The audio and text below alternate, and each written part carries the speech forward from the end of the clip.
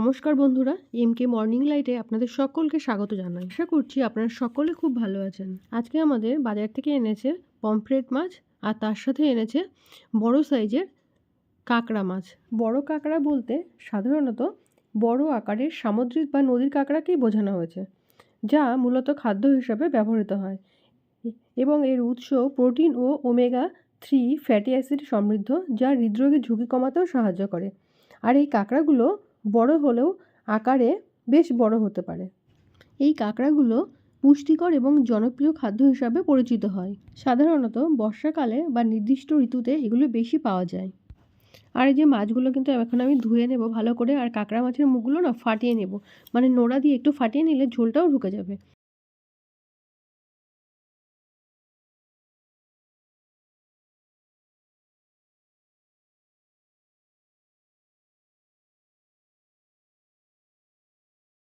এদিকে কাঁকড়া মাছগুলো আমি ভালো করে ধুয়ে পরিষ্কার করে নিয়েছি, আর এদিকে সরু সরু করে আলু কেটে নিয়েছি, আর আলুগুলো লাল লাল করে ভেজেও নিয়েছি।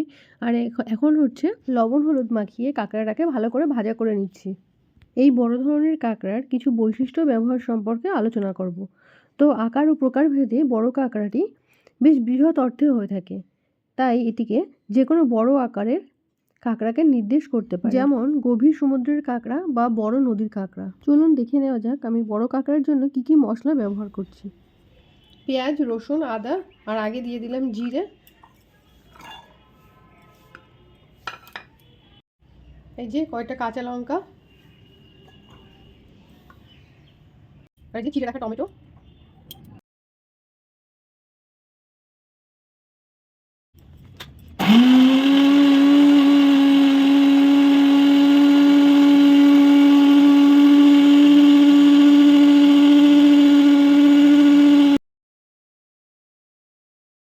এবার আমি বেটে রাখা মশলাটাকে ভালো করে কষিয়ে নেব।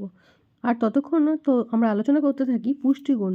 তো এই কাঁকড়ার মাংস জিঙ্ক, প্রোটিন ও ওমেগা-3 ফ্যাটি অ্যাসিডের চমৎকার উৎস, যা হৃদরোগের স্বাস্থ্যের জন্য উপকারী এবং কোলেস্টেরল নিয়ন্ত্রণে সাহায্য করে। ব্যবহার: এটি একটি সুস্বাদু খাবার হিসেবেও পরিচিত। অনেক সময় জেলেদের জালে বা নদীর বড় কাঁকড়া ধরা পড়ে, যা বিক্রি হয় ও খাওয়া দাওয়াও করা হয়। প্রচুর পরিমাণে কাঁকড়ার মাংস খাওয়া আসলে আপনার হৃদরোগের স্বাস্থ্যের উন্নতি করতে পারে। কাঁকড়া ওমেগা-3 ফ্যাটি অ্যাসিড, জিঙ্ক এবং প্রোটিনের একটি ভালো উৎস, যা কোলেস্টেরল কমাতে সাহায্য করে। আপনার কোলেস্টেরলের মাত্রা কমিয়ে স্ট্রোক এবং হার্ট অ্যাটাকের ঝুঁকি কমাতেও সাহায্য করে। মশলাটা কষানো হয়ে গেছে, সাথে দিয়ে দিলাম কাঁকড়া আর আলু। তো ওইগুলো দিয়ে সব একসাথে ভালো করে কিছুক্ষণ কষিয়ে নেব। ততক্ষণে আমরা আলোচনা করতে থাকবো কাঁকড়া খাওয়ার 6টি পুষ্টিকর উপকারিতা সম্পর্কে। কাঁকড়া কেবল সুস্বাদু খাবারই নয়, কাঁকড়া খেতে স্বাস্থ্যকর এবং অনেক প্রয়োজনীয় পুষ্টিগুণে সমৃদ্ধ। প্রোটিনের ভালো উৎস: অন্যান্য সামুদ্রিক খাবারের মতো কাঁকড়া হলো কম চর্বিযুক্ত স্বাস্থ্যকর প্রোটিনের উৎস, যা আপনাকে শক্তি দেয় এবং আপনার বিপাক ক্রিয়া বৃদ্ধি করে।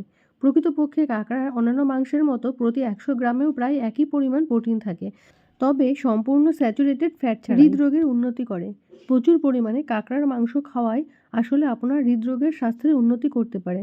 কাঁকড়া ওমেগা-3 ফ্যাটি অ্যাসিড, জিঙ্ক এবং প্রোটিনের একটি ভালো উৎস, যা কোলেস্টেরলের মাত্রা কমাতে সাহায্য করে। কোলেস্টেরলের মাত্রা কমলে স্ট্রোক এবং হার্ট অ্যাটাকের মতো ঝুঁকি কমাতেও সাহায্য করে। মানসিক কার্যকলাপ বৃদ্ধি করে: কাঁকড়া আপনার জন্য ভালো হওয়ার আরেকটি কারণ হলো এটি সেলেনিয়াম, ভিটামিন বি2 এবং তামার মতো প্রয়োজনীয় ভিটামিন এবং খনিজ পদার্থে সমৃদ্ধ। ওমেগা-3 এর পাশাপাশি এই দুটি পুষ্টি উপাদান মস্তিষ্কের কার্যকারিতা উন্নত করতে সাহায্য করে। বয়স বাড়ার সাথে সাথে ডিমেনশিয়ার ঝুঁকি কমায়। এগুলো অক্সিডেটিভ স্ট্রেস, প্রদাহ এবং মস্তিষ্কের স্বাস্থ্য এবং বিকাশকে প্রভাবিত করতে পারে, এমন অন্যান্য কারণ থেকে রক্ষা পেতে সাহায্য করে। হাড়ের স্বাস্থ্য উন্নত করে: ক্যালসিয়াম হাড়ের স্বাস্থ্যের জন্য একটি গুরুত্বপূর্ণ খনিজ, কিন্তু ফসফরাসও সমানভাবে গুরুত্বপূর্ণ। কাঁকড়ার মাংসে প্রচুর পরিমাণে ফসফরাস থাকে এবং এটি একটি শক্তিশালী সুস্থ দাঁত এবং হাড় গঠনে সাহায্য করতে পারে। সেলেনিয়াম ধারণ করে: অন্যান্য মাংসের তুলনায় কাঁকড়ার সেলেনিয়ামের পরিমাণ অনেক বেশি। এই অপরিহার্য খনিজটি একটি অ্যান্টিঅক্সিডেন্ট, তাই কেবল মুক্ত র্যাডিক্যালের কারণে কোষের ক্ষতি প্রতিরোধ করতে সাহায্য করে না, এটি আপনার রোগ প্রতিরোধ ক্ষমতাও বৃদ্ধি করে। সেলেনিয়াম থাইরয়েডের সঠিক কার্যকারিতায় গুরুত্বপূর্ণ ভূমিকা পালন করে এবং আমাদের বিপাক ক্রিয়া নিয়ন্ত্রণেও সাহায্য করে। রক্ত সঞ্চালন বৃদ্ধি করে: কাঁকড়ার মাংসে পাওয়া যায় আরেকটি গুরুত্বপূর্ণ খনিজ হলো তামা। তামার একটি গুরুত্বপূর্ণ সুবিধা হলো এটি আমাদের শরীরকে আয়রন শোষণ করতে সাহায্য করে। সঠিক রক্ত সঞ্চালন, আঘাত এবং অসুস্থতার পরে নিরাময়কে ত্বরান্বিত করতে সাহায্য করে। কাঁকড়া খাওয়ার কি কোনো পার্শ্ব প্রতিক্রিয়া আছে? চলুন জেনে নেওয়া যাক। অন্যান্য খাবারের মতোই অতিরিক্ত কাঁকড়া খাওয়ার ফলে কিছু নেতিবাচক পার্শ্ব প্রতিক্রিয়া হতে পারে। কাঁকড়ায় পাওয়া যায় কিছু পুষ্টি উপাদান যেমন তামা এবং দস্তা।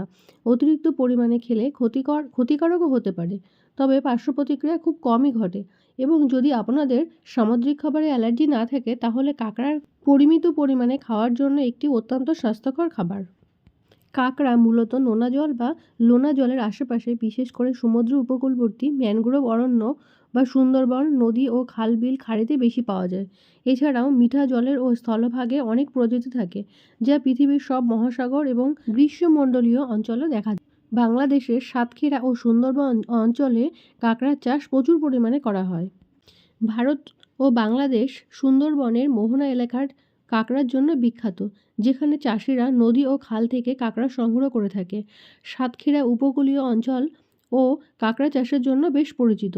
মিঠা জল ও স্থলভাগ, কিছু কাঁকড়া মিঠা জলে বা মাটির উপরেও বাস করে, বিশেষ করে গ্রীষ্মমণ্ডলীয় অঞ্চলে। আর এইদিকে আমার কাঁকড়া রান্নাটা কিন্তু প্রায় কমপ্লিট হয়ে গেছে। আর এই যে নামানোর আগের মুহূর্ত ঠিক। আর আমার এই রান্নাটা কিন্তু খেতে ভীষণ টেস্টি হয়েছিল। আমি নিজে করেছি বলে বলছি না, তো একবার যারা না খেয়েছে তারা বুঝতে পারবে না, তো যারা খেয়েছে তারা অবশ্যই জানে যে কেমন হয়েছিল কাঁকড়াটা। তো যারা এখনও অবধি বড় কাঁকড়ার রেসিপি ট্রাই করেননি তারা অবশ্যই একবার খেয়ে দেখতে পারেন। আশা করি আপনাদেরও ভীষণ ভালো লাগবে। আর আমি কিন্তু এখন অফ ক্যামেরাতে ছেলেকেও খাইয়ে দিলাম, কেননা ও তো কাঁকড়াটা নিজে বেছে খেতে পারে না, তো কাঁকড়ার শ্বাসগুলোও বার করতে পারে না, তো তার জন্য ওকে মাছটা বেছে সবার আগে ওকে খাইয়ে দিলাম। না হলে না ওকে খাওয়াতে, আমরা নিজে খেয়ে আর ওকে খাওয়াতে লেট হয়ে যায়। একসাথে খেতে বসলে তো একসাথে হয় না, তো ওকে আগে খাইয়ে নিলাম, তারপরে কিন্তু আমরা খেতে বসলাম। তো এই যে হচ্ছে কাঁকড়ার ঝোল আর ভাত, তো ওটা নিয়েই বসেছি। আর এটা হচ্ছে পরের দিনের। তো আজকে এনেছিল আমাদের চাদা মাছ। তো চাদা মাছটা একদম পমফ্রেটের মাছের মতনই দেখতে।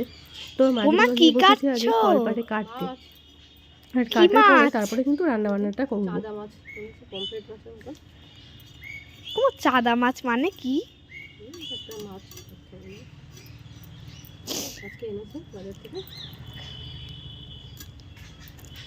মাছ কাটাটা একটা বিরক্তির কাজ, তাও এখন কাটা কেটে আনিনি এসছে, সেই জন্য এখন দুটো আমি কাটছি। সব তো করবো না, রেখে দেবো ওখানে ফ্রিজ, দুটো করবো আছে।